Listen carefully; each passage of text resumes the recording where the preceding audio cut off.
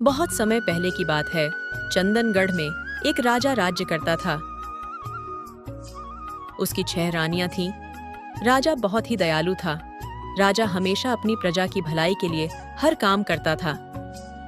मैंने एक एक करके 6 रानियों से विवाह किया, लेकिन किसी भी रानी से मुझे संतान प्राप्त नहीं हुआ। ना जाने मेरे जाने के बाद इस राज्य को कौन संभालेगा। राजा ने सभी मंदिरों में पूजा अर्चना करवाई, दान धर्म किया, फिर भी उनको किसी भी रानी से कोई भी संतान प्राप्ति नहीं हुई।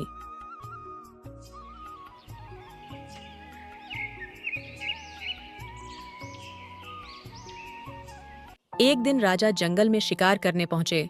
वह एक हिरण का शिकार करते करते जंगल के काफी अंदर आ गए, लेकिन हिरण उनकी आंखों से ओझल हो गया। राजा ने उसे ढूंढने की बहुत कोशिश की, पर उन्हें हिरण नहीं मिला। बहुत ज्यादा गर्मी होने के कारण राजा को बहुत जोरों से प्यास लग गई थी। कुछ दूर चलकर देखता हूं, शायद कहीं पीने का पानी मिल जाए।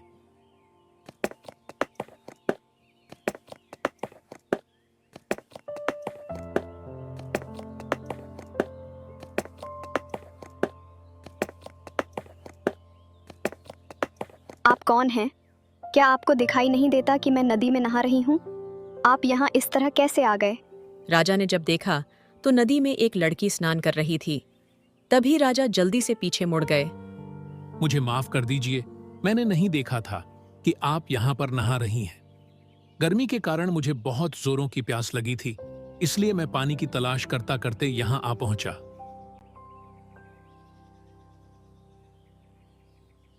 आप कौन हैं? मेरा नाम सूर्यलेखा है। मैं जंगल में सूखी लकड़ी और फल तोड़ने आती हूँ। पास ही में हमारा छोटा सा गांव है। उसी गांव में मैं अपने माँ के साथ रहती हूँ। मैं यहाँ से सूखी लकड़ी और फलों को तोड़कर बाजार में बेचती हूँ, जिससे हमारा गुजारा होता है। आप कौन हैं और इस जंगल में क्या कर रहे हैं? मैं इस जंगल में एक हिरण का पीछा करते हुए यहाँ तक आ गया था, और अब मैं रास्ता भूल गया हूँ। आप मुझे रास्ता बता दीजिए। मैं अगली बार आऊंगा, तब आपको बताऊंगा कि मैं कौन हूं। सूर्यलेखा, यह तो बताओ कि अगली बार हमारी मुलाकात कहां होगी? मैं हमेशा इसी जंगल में यहीं पर आती रहती हूँ। अगर मैं यहाँ पर नहीं मिली तो आप मेरे गांव आ जाइएगा। मैं वहां पर आपको जरूर मिल जाऊंगी।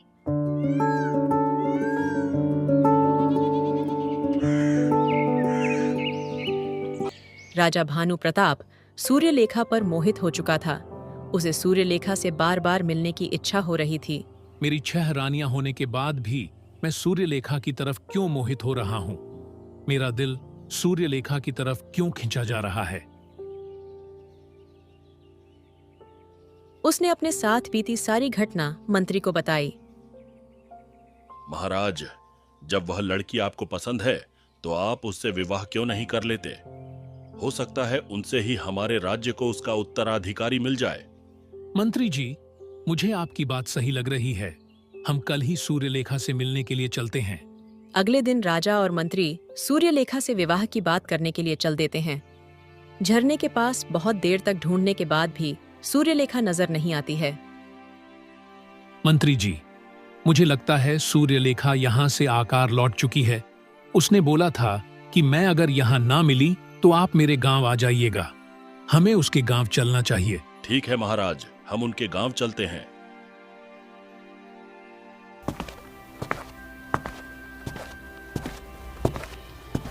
सुनो, हमें सूर्यलेखा के घर जाना है।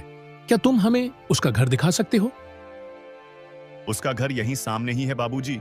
सूर्यलेखा, क्या तुम घर में हो? बाहर आओ, देखो मैं तुमसे मिलने के लिए आया हूं। सूर्यलेखा घर के बाहर आई। उसकी आंखों से आंसू गिर रहे थे।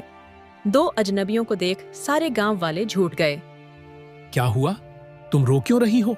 इसके घर में इसके माँ अलावा और कोई नहीं था, और अब उनका भी स्वर्गवास हो गया है, और अब बिल्कुल अकेली हो गई है।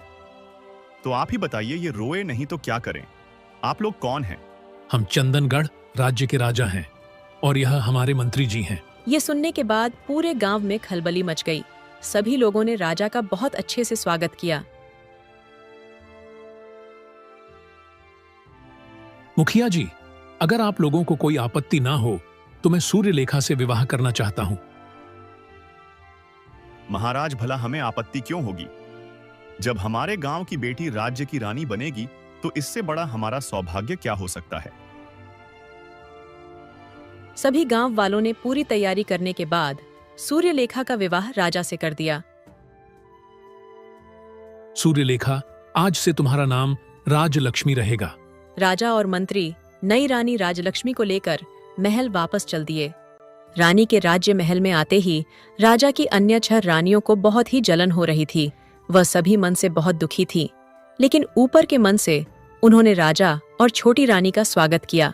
अब राजा का अधिकांश समय छोटी रानी के साथ ही बीतता था।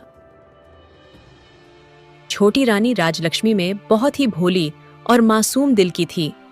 उसे नहीं पता था कि 6 बड़ी रानियों के मन में क्या चल रहा है और वह उससे कितना नफरत करती है, जबकि छोटी रानी सभी बड़ी रानियों को अपनी बड़ी बहन की तरह सम्मान देती थी।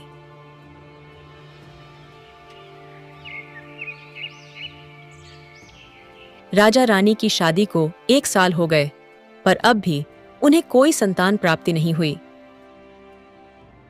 महाराज, हमारे राज्य में एक सिद्ध महापुरुष साधु महात्मा जी आए हुए हैं। उन्होंने बहुत ही सिद्धियां प्राप्त हुई हैं। क्यों ना हम उनको बुलाकर इस समस्या के बारे में बताएं? ठीक है मंत्री जी, उनको पूरे मान सम्मान के साथ महल में बुलाया जाए। जब वे साधु महात्मा महल में पहुंचे तो राजा ने उनका बहुत अच्छे से स्वागत किया। राजा ने अपनी सभी रानियों को भी दरबार में बुला लिया। महाराज, मैं कुछ दिनों के लिए महल में रुकना चाहता हूं। ठीक है साधु महात्मा जी। मंत्री जी, साधु महाराज के महल में रुकने का इंतजाम किया जाए और ध्यान रहे इन्हें किसी भी तरह का कष्ट नहीं होना चाहिए। हमारी रानियां, आप लोग भी साधु महात्मा जी की सेवा करिएगा।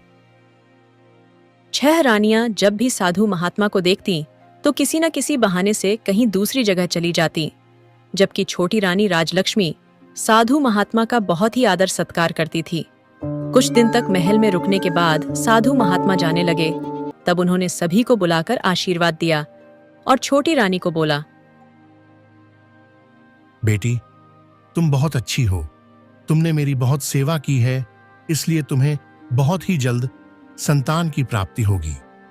ये सुनकर राजा और रानी बहुत खुश हुए। कुछ ही दिनों के बाद छोटी रानी गर्भवती हो जाती है। तब उसने ये बात राजा को बताई। महाराज, आप पिता बनने वाले हैं। इतना सुनते ही राजा बहुत ही खुश हो गए। अब राजा छोटी रानी राजलक्ष्मी का बहुत ही ख्याल रखने लगे। छोटी रानी को किसी भी चीज की समस्या ना हो, इसलिए उन्होंने कई नौकर भी लगा दिए। इस खुशखबरी को सुनने के बाद पूरे राज्य में खुशी ही खुशी थी। सारी प्रजा में खुशी का माहौल था।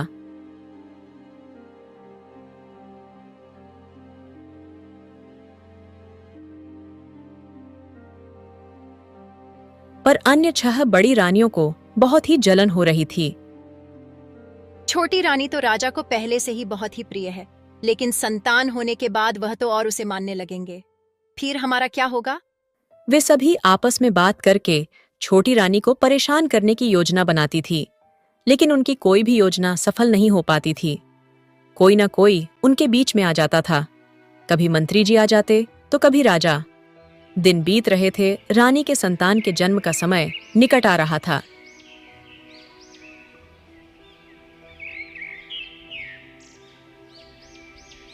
महाराज, हमारे राज्य पर पड़ोसी राज्य ने आक्रमण कर दिया है। मंत्री जी, आप अपनी सेना को लेकर जाएं और युद्ध को संभालिए। ठीक है महाराज, मैं तुरंत जाकर देखता हूं। पर मंत्री से कुछ भी नहीं हुआ, इसलिए राजा ने खुद लड़ाई लड़ने का निश्चय किया और उन्होंने बड़ी रानी से कहा, बड़ी रानी, छोटी रानी अभी गर्भवती है, उनको किसी भी प्रकार का दुख नहीं होना चाहिए। आप उनका अच्छे से ख्याल रखिएगा। मैं युद्ध में जा रहा हूं। राजा इतना बोलने के बाद अपनी सेना को लेकर युद्ध में चल दिए। अब तो बड़ी रानियों को बहुत अच्छा समय मिल गया था कि वह छोटी रानी को दुख दे। वह छोटी रानी को गलत बातें बताने लगी और उसे ऐसी काम करवाती थी जिससे उसकी गर्भावस्था को नुकसान पहुंचे। छोटी रानी को पता नहीं था कि बड़ी रानियां किस प्रकार से उसे गलत बातें बता रही हैं। छोटी रानी को लग रहा था कि बड़ी रानियां उसके लिए अच्छा ही सोचेंगी, इसलिए वह आंख बंद करके सभी रानियों की बातों पर विश्वास कर रही थीं।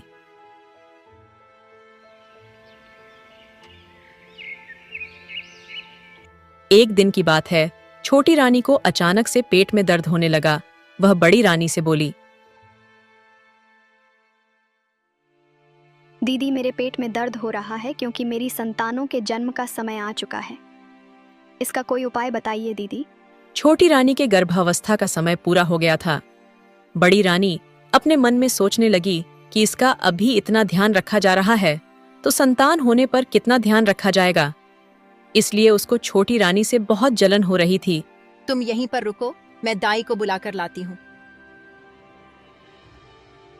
सुनो, मैं जैसा बोलूंगी तुम्हें वैसा ही करना है। इसके बदले मैं तुम्हें बहुत सारा धन दूंगी। तुम छोटी रानी के दरवाजे पर जाओ और वहां से देखो कि कोई दूसरा न आ जाए। इतना बोलकर बड़ी रानी ने दाई को भी अपने साथ शामिल कर लिया। दाई छोटी रानी के कमरे के दरवाजे के बाहर खड़ी होकर इंतजार करने लगी कि कोई आ ना जाए। रानी राजलक्ष्मी को बहुत दर्द हो रहा था, पर अन्य 6 बड़ी रानियों में से किसी ने भी उसकी मदद नहीं की। भगवान की कृपा से छोटी रानी ने एक एक करके 7 बच्चों को जन्म दिया, जिसमें से 6 लड़के और 1 लड़की थी। बहुत ज्यादा दर्द होने के कारण रानी बेहोश हो गई। ये सब देखने के बाद दाई ने सभी बड़ी रानियों को बुलाया और उसने बच्चों को दिखाया। छोटी रानी ने 7 बच्चों को जन्म दिया है और वह बिल्कुल स्वस्थ है। तुम इन सभी बच्चों को ले जाओ और जंगल में मारकर जमीन के अंदर दफना देना। इसके बदले हम तुम्हें बहुत सारा धन देंगे और जल्दी से कुछ पत्थर के टुकड़ों को ले आओ। हमने जो तुम्हें धन देने का वादा किया है वह तुम्हें बहुत जल्दी मिल जाएगा। दाई बहुत ही खुश हो गई और वह सभी बच्चों को लेकर जंगल में मारने के लिए चली गई। इधर सभी रानियों ने बच्चे होने के सारे निशान साफ कर दिए और सभी बच्चों की जगह पर ईंट पत्थर के टुकड़े रख दिए और अपने अपने कमरे में आ गई। कुछ देर बाद सभी रानियां छोटी रानी के पास आती हैं और उसके मुंह पर पानी का छींटा मारकर उसे होश में लाती है। होश में आने के बाद छोटी रानी बहुत कामजोरी महसूस कर रही थी। दीदी, मेरे बच्चे कहाँ हैं? मुझे लड़का हुआ है या लड़की? तुमने कोई लड़के या लड़की को जन्म नहीं दिया है।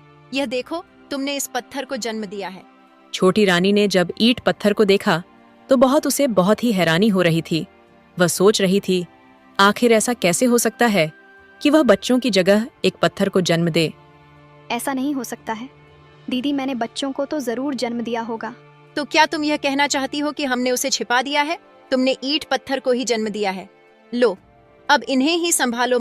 इतना कहकर सभी रानियां अपने अपने कमरे में चली जाती हैं और राजा के आने का इंतजार करने लगती हैं। छोटी रानी को यह समझ में नहीं आ रहा था कि यह सब कैसे हुआ। सभी रानियों ने ये बात पूरे राज्य में फैला दी कि छोटी रानी को बच्चे नहीं बल्कि ईंट पत्थर हुए हैं। कुछ ही समय बाद राजा युद्ध जीतकर अपने महल वापस आ गए। राजा के महल में आने के बाद सभी लोगों का चेहरा उतरा हुआ था। जब उन्होंने छोटी रानी के कमरे में प्रवेश किया तो छोटी रानी बहुत ही दुखी थी, जबकि अन्य 6 बड़ी रानियां बहुत ही खुश थीं। यह देखकर राजा को बहुत ही हैरानी हुई। रानी राजलक्ष्मी, क्या हुआ? आप इतनी दुखी क्यों हैं? छोटी रानी के बोलने से पहले ही बड़ी रानी ने कहा, महाराज, इसका भेद जो खुल गया है तो यह दुखी क्यों नहीं होगी महाराज? आपके कहने का क्या मतलब है बड़ी रानी? मैं समझ नहीं पाया। हमारे साथ बहुत बड़ा धोखा हुआ है। इतने भोली भाली चेहरे वाली रानी ने हम लोगों के साथ बहुत बड़ा धोखा किया है। महाराज, यह गर्भवती नहीं थी, यह गर्भवती होने का नाटक कर रही थी। इसने बच्चों के बदले ईंट पत्थर के टुकड़े को जन्म दिया है। अगर आपका विश्वास ना हो तो ये देख लीजिए। आखिर मानव के गर्भ से ईंट पत्थर का जन्म कैसे हो सकता है? वही तो महाराज हम भी कह रहे हैं, इसने गर्भवती होने का नाटक किया। आखिर हम भी तो आशा करती थी कि अगर महल में वंश आएगा तो हमें भी मां सुनने का मौका मिलेगा। राजा ईंट पत्थर देखकर बहुत ही हैरान थे। बड़ी रानी के बार बार बोलने पर राजा को लगा कि बड़ी रानी सही बोल रही है और राजा को लगा कि छोटी रानी ने सच में उन्हें धोखा दिया है। राजा बहुत ही क्रोधित हो गए। छोटी रानी, आखिर आपने ऐसा क्यों किया? अगर आपने मुझे पहले ही बता दिया होता कि ये सब सिर्फ एक नाटक है, तो मैं विधि का विधान मानकर समझ जाता कि मेरे जीवन में संतान सुख नहीं लिखा है। परंतु आपने मुझे मेरे जीवन की सबसे बड़ी आशा देकर पानी फेर दिया। मैं तो आपके मासूम चेहरे पर मोहित हो गया था और आपको इतना सम्मान दिया, पर आप इतने सम्मान के लायक नहीं हैं। आपने हमारे साथ जो छल किया है, उसकी सजा यह है कि आज से आप हमारी रानी नहीं, बल्कि ईस महल की नौकरानी बनकर रहेंगी। आप इसी वक्त से यहां से चली जाएं, नहीं तो क्रोध में मैं पता नहीं क्या कर जाऊंगा। छोटी रानी कुछ कर भी नहीं सकती थी। वह बाहर जाकर रोने लगी। इसके बाद से उस राज्य में छोटी रानी का जीना मुश्किल हो गया। सभी बड़ी रानियां उसे बहुत दुख देती थीं। उसे नौकर से भी ज्यादा काम करवाया जाता था, पर वह कुछ भी नहीं कर सकती थी। उसके पास कोई भी ऐसा सबूत नहीं था जिसे वह अपने गर्भावस्था को साबित कर सकती थी। उसे पूरा विश्वास था कि वह गर्भवती थी, पर यह सब कैसे हुआ है? उसके बच्चे कहाँ हैं? यह सोचकर हैरान रहती थी। मैं अपने गांव वापस लौट जाती हूँ, पर मेरे गांव वाले रानी बनने पर इतना खुश थे। अगर मैं वहां जाऊंगी तो वे लोग क्या सोचेंगे? कहिए प्रधान जी, आपकी क्या समस्या है? महाराज, आपके रहते भला किसी को क्या परेशानी हो सकती है? हमारा पूरा गांव खुश है और किसी को किसी प्रकार की दिक्कत नहीं है।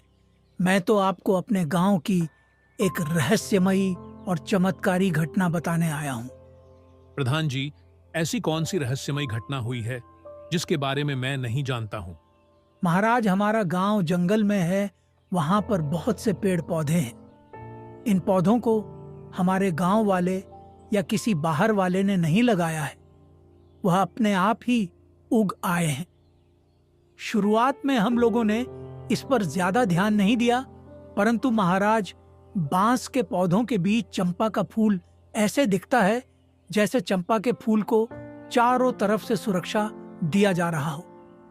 उसे देखकर ऐसा लगता है कि बांस का पौधा उस चंपा के फूल की सुरक्षा के लिए ही लगाया गया हो। महाराज, इससे भी आश्चर्यजनक बात यह है कि उस चंपा के फूल का आज तक कोई नहीं तोड़ पाया। जो भी इस चंपा के फूल को तोड़ने जाता है तो चंपा का फूल बहुत ही ऊंचा हो जाता है और उसे कोई तोड़ नहीं पाता। इतना ही नहीं महाराज, उसमें से मानव आवाज भी आती है। चंपा का फूल और बांस के पौधे आपस में बात करते हैं। तो आप मुझे बताइए, आखिर यह कैसे हो सकता है? कोई भी पौधा आखिर मानव आवाज में कैसे बातें कर सकता है? अच्छा, तो प्रधान जी ये बताएं कि वे पौधे आपस में बात करते हुए आखिर क्या बोलते हैं?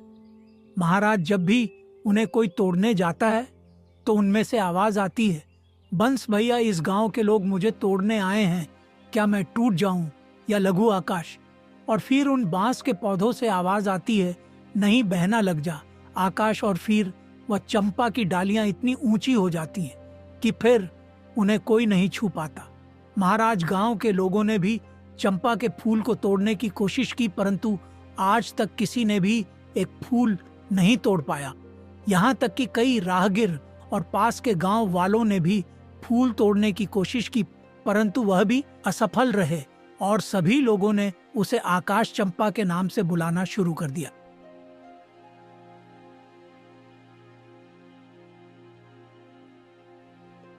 मंत्री जी, आप तुरंत उस फूल के बारे में पता लगाइए। वह फूल किस प्रकार का है और मुझे जल्दी से जानकारी दीजिए। ठीक है महाराज, मैं खुद जाकर देखता हूँ। अगली सुबह मंत्री जी प्रधान के साथ उस चंपा के फूल के पास पहुंच जाते हैं। उनके साथ साथ गांव के सभी लोग पहुंच जाते हैं। चंपा के फूलों की सुगंध पूरे वातावरण में फैल रही थी। वहां पर मंत्री ने देखा कि प्रधान जी के बताए अनुसार वहां पर एक चंपा का फूल है और उसके चारों तरफ बांस का पौधा है जो उसे चारों तरफ से घेरे हुए हैं। चंपा के फूल एकदम सामान्य ऊंचाई पर थे, जिसे मंत्री जी आराम से तोड़ सकते थे। फूलों के सुगंध से मोहित हुए मंत्री जी ने फूल तोड़ने के लिए अपना हाथ आगे बढ़ाया। तभी वहां पर खड़े सभी लोगों को चंपा के फूल से निकलती हुई एक आवाज सुनाई दी। भैया, हमारे मंत्री जी फूल तोड़ने आए हैं। मैं टूट जाऊं या लघु आकाश? नहीं बहन, लग जाओ आकाश। ये वही मंत्री जी हैं जिन पर हमारे माँ की जिम्मेदारी थी। तुम इनके आगे मत झुकना, इसलिए बहन तुम लग जाओ आकाश। मंत्री जी ने फूल तोड़ने की बहुत ही कोशिश की। उनके हाथ में एक भी फूल नहीं लगा। बांस के पौधों से आवाज आ रही थी। जाइए मंत्री जी, आप अपना राजकाज का काम संभालें। आप किसी इंसान की जिम्मेदारी संभालने लायक नहीं हैं। आपने एक बार भी यह जानने की कोशिश नहीं की कि महारानी गर्भावस्था में कैसी है। ये बात सुनकर मंत्री जी बहुत ही आश्चर्यचकित हुए। उन्हें समझ में नहीं आ रहा था कि ये बांस के पौधे मानव आवाज में कैसे बोल रहे हैं। उनको इस बात पर भी हैरानी हुई कि वह रानी राजलक्ष्मी को दिन भर में बस एक बार ही देखकर आ जाते थे। ये बात उन पौधों को कैसे पता चली? आप लोग बताएं, हमारी क्या गलती है? मैंने कौन सी जिम्मेदारी अच्छे से नहीं निभाई है? परंतु उसके बाद उन पौधों से कोई भी आवाज नहीं आ रही थी। मंत्री जी ने बहुत प्रयास किया, पर पौधों की तरफ से कोई उत्तर नहीं मिला। महाराज, हमें ऐसा लगता है कि हमने महारानी की देखभाल अच्छे से नहीं की है, और हमें ऐसा भी लगता है कि महारानी राजलक्ष्मी के साथ इस महल में कोई ना कोई षड्यंत्र जरूर रचा जा रहा है। मुझे उन पौधों की बात सुनकर ऐसा लगता है कि जैसे कुछ ऐसा हुआ है कि जो हम नहीं जानते। मैंने उन पौधों से बहुत जानने की कोशिश की, लेकिन उन्होंने कोई जवाब नहीं दिया। अगर आप वहां जाकर उन चंपा के फूलों से कुछ पूछे तो शायद वह आपको कुछ बता दें। ठीक है मंत्री जी, हम सभी कल सुबह वहां पर जाएंगे और देखेंगे। हमारे साथ साथ सभी 6 रानियां भी चलेंगी। राज, अगर आप बुरा ना माने तो हमारे साथ छोटी रानी राजलक्ष्मी को भी ले चलते हैं। ठीक है मंत्री जी, जब आप ऐसा कह रहे हैं तो उनको भी साथ ले लीजिए, पर ध्यान रखिएगा वह हमारी नजरों के सामने नहीं आनी चाहिए।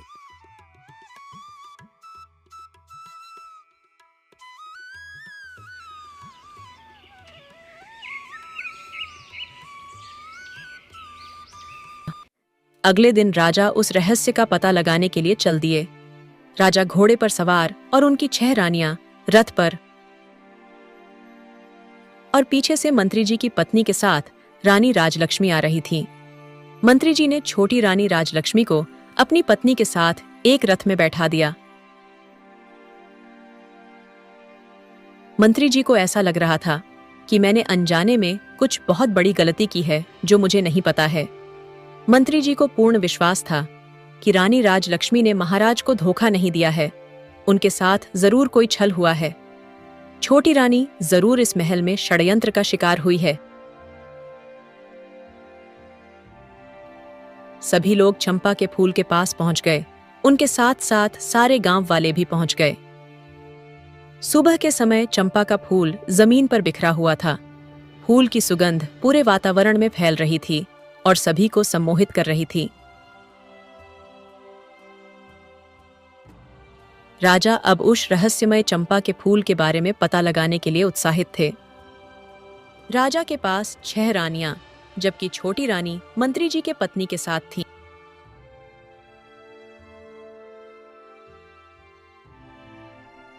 महाराज, अगर आपकी आज्ञा हो तो मैं कुछ फूल तोड़ लूं, क्योंकि मुझे ये फूल बहुत ही प्यारे लग रहे हैं। तभी दूसरी रानी ने भी फूल तोड़ने की इच्छा जताई। महाराज ने देखा कि सभी रानियां फूल तोड़ने के लिए उत्साहित हैं। हाँ महारानी, क्यों नहीं, आप यह फूल तोड़ लीजिए। आप लोग फूल तोड़ लीजिए, परंतु छठी रानी सबसे पहले फूल तोड़ेंगी क्योंकि वह सबसे छोटी है।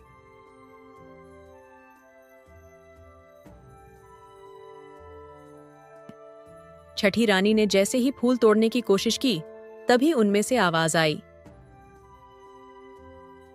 बांस भैया, हमारे छोटी सौतेली माँ फूल तोड़ने के लिए आई है। मैं टूट जाऊं या लघु आकाश?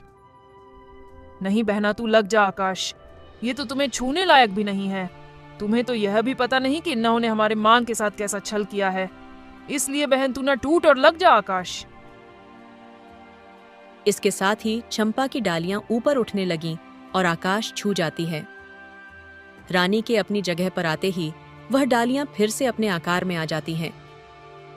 इसी प्रकार 5वीं, दूसरी, तीसरी, चौथी रानी भी बिना फूल तोड़े निराश होकर अपनी जगह वापस लौट जाती है। अब बड़ी रानी की बारी थी। सभी लोग ध्यान से सुन लो, मैं राज्य की बड़ी रानी हूँ। मुझे फूल तोड़ने के लिए किसी की आज्ञा लेने की जरूरी नहीं है। इसलिए चंपा, तू मुझे फूल तोड़ने दे। बांस भैया, हमारी बड़ी माँ हमें धमकियाँ दे रही है। फूल तोड़ने के लिए मैं टूट जाऊं या लघु आकाश? नहीं बहना, तू मत टूटना और लग जा आकाश। इन्हें हमें धमकियां देने का कोई अधिकार नहीं है। यह रानी अपने महल की होंगी, परंतु हम इनकी प्रजा नहीं है। बहन, क्या तुम्हें याद नहीं है कि इन्होंने ही हमने जंगल में दफन किया था? हमारी माँ के साथ सबसे ज्यादा अत्याचार इन्होंने ही किया है और इन्होंने ही हमें जंगल में दफनाने का आदेश दिया था। ये तो महारानी बनने लायक भी नहीं है। राज्य की महारानी तो सबकी माँ होती है, परंतु इन्होंने तो माँ होने का भी कर्तव्य नहीं निभाया। इसलिए बहन, तुम झुकना नहीं, ऊपर ही रहना। गांव वाले राजा और मंत्री सभी के सामने ये सब सुनाने के बाद रानी का सर लज्जा से झुक गया और वह चुपचाप जाकर अपने स्थान पर खड़ी हो गई। परंतु वह फूल को दंड भी नहीं दे सकती थी। उसका मन तो हो रहा था कि सारे पौधों को काटवा कर फेंक दे, परंतु वह कुछ नहीं कर सकती थी। अब चंपा की डालियां पहले वाली अवस्था में आकर नीचे हो जाती हैं। तभी महाराज उठे और चंपा का फूल तोड़ने के लिए आगे बढ़े। तभी चंपा के फूल से आवाज आती है, नहीं नहीं महाराज, आप ऐसा कभी मत करिएगा। आपको फूल तोड़ने से रोकने के लिए मैं अपने भाई से भी अनुमति नहीं लूंगी। अगर भैया ने हाँ भी कह दिया तो भी मैं नहीं टूटूंगी। इसलिए आप अपना हाथ पीछे ही रखें। मैं राज्य का राजा हूँ। मैंने आज तक अपनी प्रजा को खुश रखने के लिए क्या क्या नहीं किया। मैंने आज तक किसी को कोई नुकसान नहीं पहुंचाया, ना ही किसी जीव जंतु पक्षियों को कोई नुकसान पहुंचाता हूं। तो तुम ये बताओ कि तुम ऐसा क्यों कह रहे हो? आप संपूर्ण राज्य का ध्यान रखते हैं, परंतु दूसरे लोग जो आपसे कहते हैं, आप केवल उन्हीं की बातें पर विश्वास करते हैं। आपने अपनी नजरों से कभी सच्चाई जानने की कोशिश नहीं की। आपने अपनी पूरी प्रजा को संतान माना, पर अपने संतान की खोज खबर नहीं की। आपने कभी ये जानने की कोशिश नहीं की है कि आपका बच्चा कहाँ है। आप तो अपनी पूरी प्रजा की रक्षा करते हैं, परंतु आप तो अपनी एक गर्भवती पत्नी की भी सुरक्षा नहीं कर पाएंगे। आपने तो अपनी गर्भवती पत्नी की सच्चाई जाने बिना ही उन्हें नौकरानी बना दिया। इस तरह हमारे मृत्यु के षड्यंत्र में आप भी शामिल हो गए हैं। तो क्या अब तुम्हारे फूल को कोई तोड़ नहीं सकता? यह जानने का अधिकार आपको नहीं है। इसलिए आप अपना राज्य वापस जाएं और अपनी प्रजा का संचालन करें। आपकी प्रजा आपकी संतान है, परंतु आपने अपनी संतान की कोई रक्षा नहीं की। जाइए और अपनी प्रजा की ही सुरक्षा कीजिए। राजा के पास बोलने के लिए एक भी शब्द नहीं था, इसलिए वह अपनी जगह पर जाकर खड़े हो गए। महाराज, अगर आप कहें तो हम छोटी रानी को इन फूलों को तोड़ने के लिए भेजें। राजा के बोलने से पहले ही बड़ी रानी बोल पड़ी, मंत्री जी, जब वह फूल महाराज के हाथों से भी नहीं टूटी, तो वह एक धोखेबाज के हाथों से कैसे टूटेगी? मंत्री जी महाराज की तरफ देख रहे थे। चंपा के फूल से इन सब बातों को सुनने के बाद राजा को भी लगना था कि छोटी रानी के साथ जरूर कुछ गलत हुआ है। ठीक है, आप उन्हें भेजकर फूल तोड़ने के लिए कह दीजिए।